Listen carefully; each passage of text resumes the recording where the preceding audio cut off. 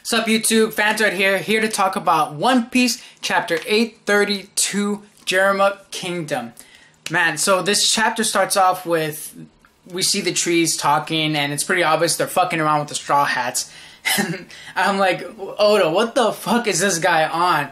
Man, I'm like, oh, I was thinking at the beginning of the chapter, I hope we don't stick in this whole fucking island again in this chapter like we did in the previous one. Because, man, Oda's on freaking shrooms or acid or something. But, hey, maybe that's what it's needed for him to have this kind of imagination. But this chapter starts off with a pretty good fight scene, man. Let me tell you something. I'm really liking Carrot's character. Even though a lot of people seem to be like either suspecting her or Pedro or someone's a traitor or something. Maybe Carrot, but like I really like her for maybe possibly being a straw hat because she's brave. Like she's a dork and she like plays around. She's funny. She's adorable, but man, when it gets down to the fight scene, she's brave and she's tough and strong. They're running away from that bunny-looking, Zoro-looking fellow, musketeer-looking rabbit, and she thinks, oh, this is definitely not. This probably not most likely not a mink. It could be a devil fruit user, and she goes and attacks this rabbit-looking fellow. And she recognizes, see, it's not a mink because he can't use like this lightning-style attacks that the minks grew up at on Zo Island learning. So she realizes, oh, you're not a mink. And then she attacks his like bird or his crane and was able to slow him down a little. And I really like that fight scene. Yeah, I got some good panels of him throwing a spear at them. They were able to avoid it, and it hits this giant. It hits a giant head, right? The giant ugly-looking head. But really liking Carrot's character. I really wish Chopper would show as much bravery as she did in his entire, in this entire freaking post time skip that she did in this fucking chapter. Chopper, get your shit together. You're a lot stronger than you think you are. Sorry, got a lot off track. So, and then we continue on. They run into Luffy, and then they just say, "Okay, we gotta get the fuck out of here. We're done. We're getting out of here." He grabs Luffy, what they think is Luffy, and they try to jump over the bridge where the crocodile was.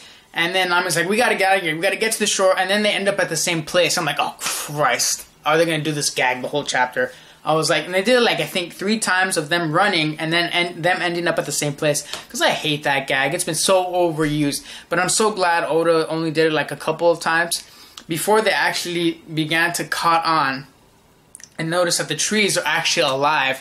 The land is alive. Everything that is alive is moving around the island. And Nami realizes, oh, there never was an exit to begin with, a right path to begin with. And then we get Luffy's rape face, dude. Oh my god. Luffy's rape face is freaking hilarious. I think I'll make that as my thumbnail. That was fucking hilarious. He goes behind, he grabs Nami. Oh my dear. I'm like, holy shit, what's gonna happen here? What the heck? So we find out the person who's messing with them or is doing the mirror reflections is a daughter of the Charlotte family. I can't remember her name, but she is ugly. And so she looks at Nami and she's like, oh, I'm going to mess up your pretty face. But basically it's because she's jealous. It's like, it's funny. Like, you don't get an in-between when it comes to the Charlotte family. It's like, you're either really hot or you're goddamn ugly. This one was ugly. But that's basically the end of the crazy, drugged up chapter. The stuff that people were kind of upset about previous chapter. But now we get into the other chapter where it actually progresses the plot a little more with Sanji. Thank God. I was like, when are we going to see Sanji? I mean, we're supposed to be the year of Sanji. We're still not seeing him as much. The second half of the chapter is basically Sanji based. We see what the Germa Kingdom is. It's basically a shitload of ships and they go out and spread across the world. But when they come back in and they lock into each other, it creates like this giant kingdom. Basically the Germa Kingdom. I thought that was pretty cool of Oda to draw that out. That was really nice to look at. And you see Sanji looking at out into the open, and apparently we get some more insight on what Sanji feels about his family. Like, he's not happy with anyone, not even his sister. You know, normally when you have a fallout with your family, there's always maybe one family member that you're still cool with, but he doesn't seem cool with his sister or Yonji or anyone. He's like, fuck all you, we're not a family anymore. Not at all. I'm like, whoa, shit. Like, I understand if you have problems with your daddy, but like, everyone is on bad terms with you. I know. I'm really curious what happened with Sanji in the past. And his sister doesn't even seem to. He's talking with his sister, and I'm forgetting her name. She was hot though. She keeps she doesn't address the situations that problems. She's just asking him, why are you living life out as a pirate when you have every woman here at your beck and call and all this money? And all those maids there, and just like, we're here at your every request, Sanji, and he gets like the hearts bulging out, and I'm like, man, Sanji is like, he gets the bits of him being a perv, but then he goes back to his thinking brain and his common sense, and he doesn't want to be there at all. He just wants to be there basically to tell him to fuck off, and like, I'm not gonna get married to that girl. See, here's the thing about Pudding. If you look at this first half, you would think that maybe Pudding did betray them, and that she never met Sanji, but the way Sanji speaks, he might have met her. He goes, oh, I'm never marrying that girl. So I guess he has met her, but I'm not so sure the way they're wording it. Either he's saying he's not marrying that girl because he's only seen her through her flyer, or because he's actually met the girl like already, and he's already made up his mind, I'm not going to marry that girl over the Straw Hats. So either way, who knows? It's a coin flip. I'm still half and half on whether Pudding betrayed the Straw Hats in the first place. Who knows? But then the big part of the chapter comes. We see a picture of dad, or father, Faja. Big picture of him, like huge picture. He's like big and ginormous, and he has all the little citizens or his enemies crumbling to the floor. And I'm like, you're thinking, he looks like a giant in that picture. But then you wonder, it looks like one of those Napoleon pictures where Napoleon was like the size of a horse when he was riding them.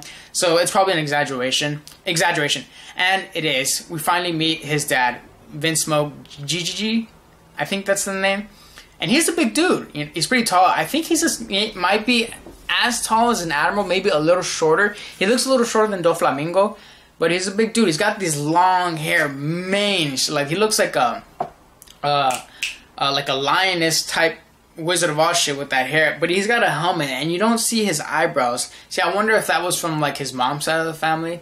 And so basically this interaction, there's like bad blood between these guys, and he says, don't call me your son. And then the dad's like, oh, are you still gonna give me problems? Basically the end of the chapter ends with the dad goes, we're gonna handle this outside. Real men handle their problems with fists. So next chapter, it looks like we're gonna get Sanji versus Dada, and I'm like, oh shit. Like, we're gonna see how powerful this Vince Smoke is. I hope Oda, don't skip this fight. God, please don't just like skip it and just go back to it and see and I want to see, and then it's showing Sanji all blooded up and fucked up. I want to see the actual fight. I want to see how strong this guy is, so we can actually like level it up with other characters in the One Piece world. Is this guy Admiral? Is this guy Yonko level? Shibukai level? There are levels. They all vary from each to one, but hopefully we get more insight on this Vince Smoke's powers. That's it for me. As far as chapter goes, this chapter, I'll give it 4 out of 5 stars, just because of the ending with the Vince Smoke family and the castles.